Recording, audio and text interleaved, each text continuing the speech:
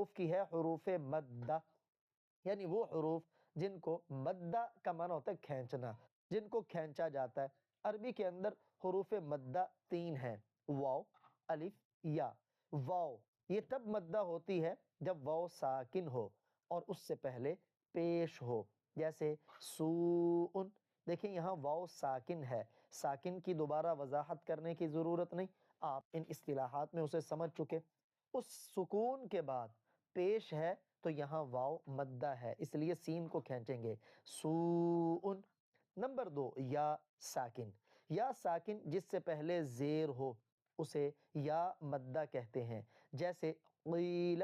یہاں دیکھیں یا ساکن ہے، اس سے پہلے قوف کے نیچے زیر ہے، تو یہاں قوف کو کھینچ کے پڑھیں گے کیونکہ یا مدہ آ گئی، قیل۔ نمبر 3، الف۔